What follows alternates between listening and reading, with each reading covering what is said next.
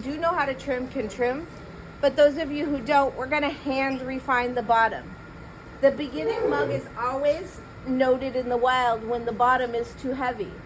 So we wanna make sure the bottom gets refined and some of the weight that's left at the bottom gets removed so that your mug isn't an exercise in weightlifting to drink. So the refining of the bottom of the mug is much like anything else, any of the other refining steps. I'm going to start with a rasp, and I'm going to try to remove the bulk of the clay at the base of the mug to make sure that it is doesn't have any extra weight there. I'm doing this while I turn so that I'm trying to keep it round. But you could do something cool, like you could, like, if you had enough room to make different angles or cuts into this to make a pattern or something more interesting. In this case, I'm going to just keep this angled in. I would do more because I have a little more room, but for the sake of this display, that's what I'm going to do. I would then round it on the table and I would tap it level.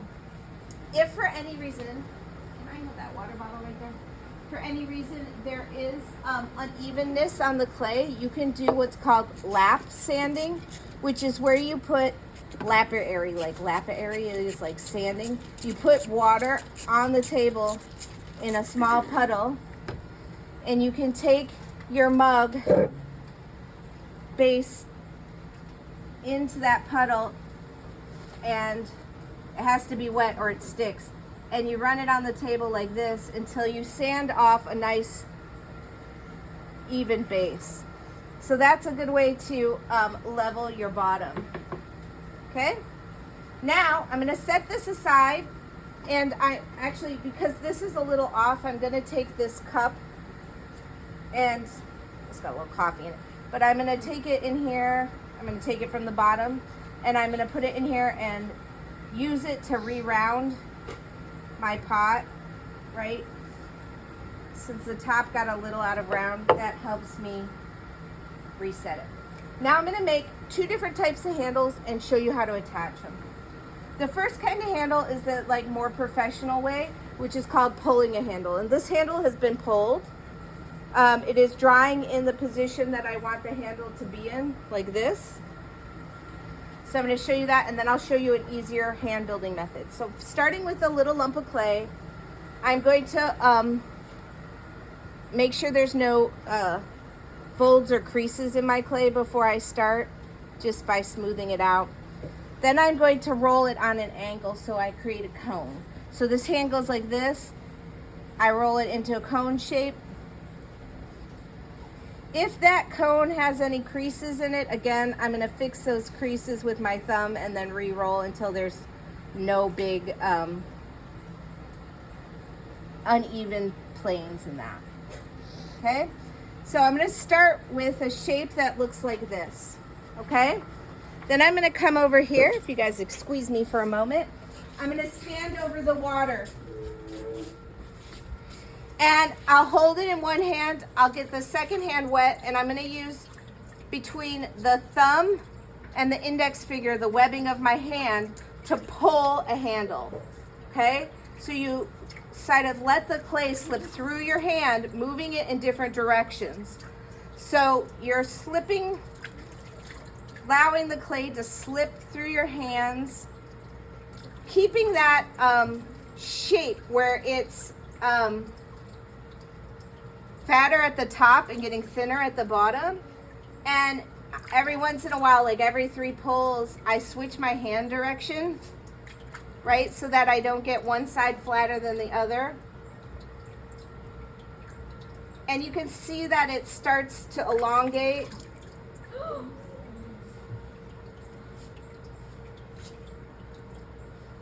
And it stays. You can do fun things like put a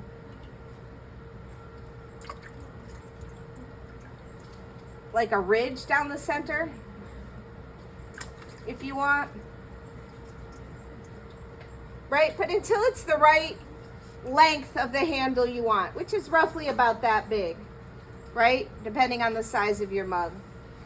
Now, I'm going to take that and I'm going to allow it to hang in the curve of the mug, right? But this would have to get leather hard before I could cut it and attach it to the mug, right? Just like this one is here. So that one would be close to ready to put on. So I just take it and I let it sit in that position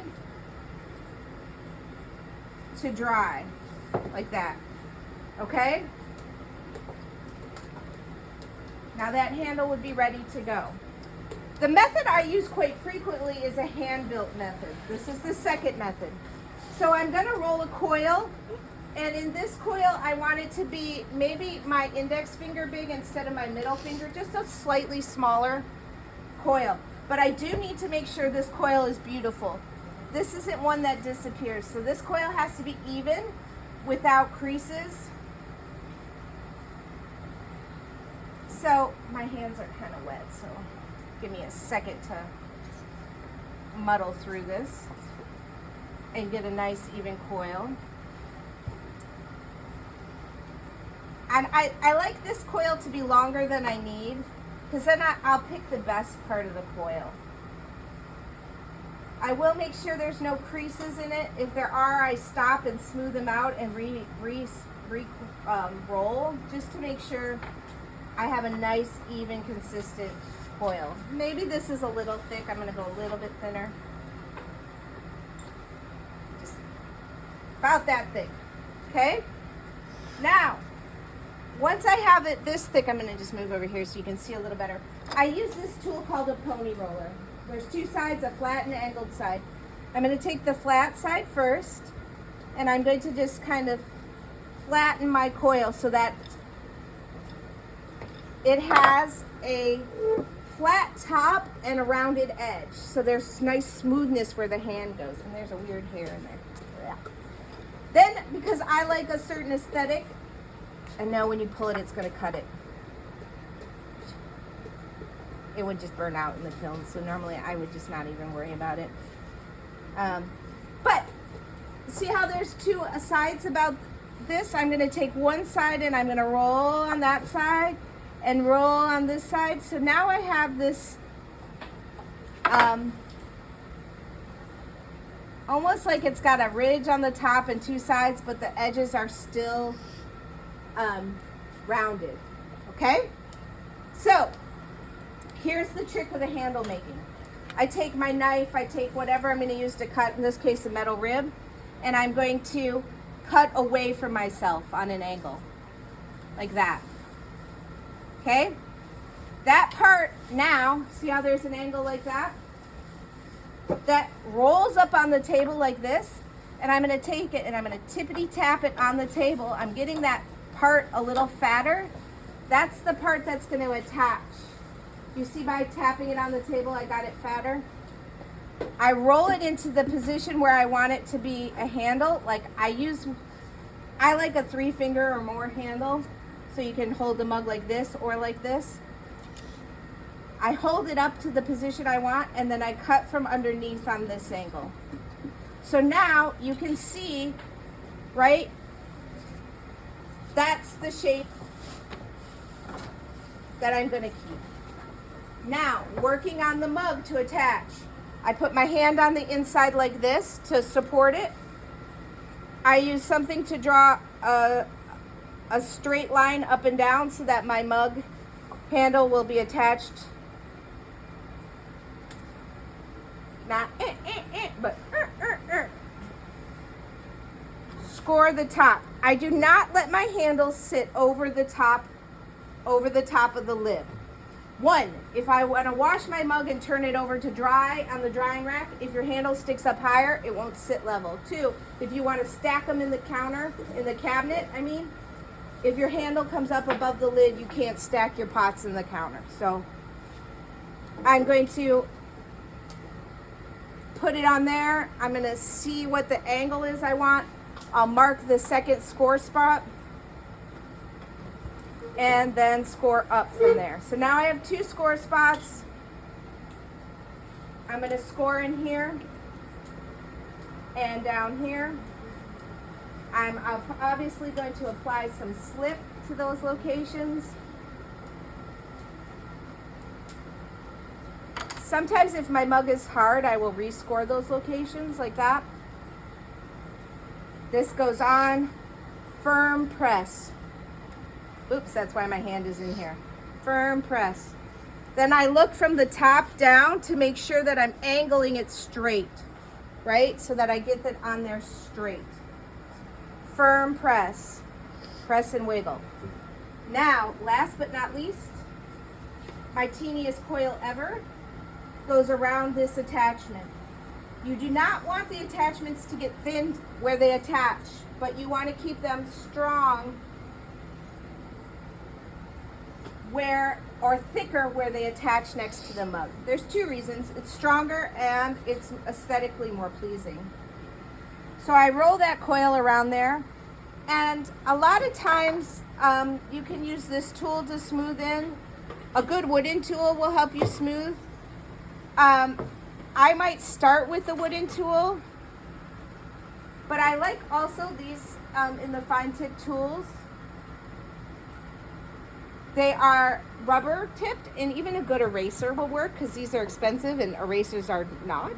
But a good eraser will help you smooth that that coil into place. So you don't want any sharpness where that handle meets your mug. Anything you leave sharp or unrefined is a potential hazard for your user, right? So you want to make sure that the drinking experience is not only comfortable, but also not dangerous, right? So I'm going to smooth that coil into place really well. I'm going to make sure, I pretend I've done all that. I'm going to make sure that my handle's in the right spot. You notice when it's sitting here, it starts to slump down. And I like mine to have a little more lift up there, closer to the pot, right? So I'm going to allow it to dry upside down, pushing my handle into the position I want, making sure everything's smooth. And then it also gives me the opportunity to sign my name and allow it to dry in that position. Mug. Thank you. I would not let this dry from zero to scratch. I would keep it covered till they marry each other, at least for one day, and then take it out of the bag and put it in the kiln. Thank you guys.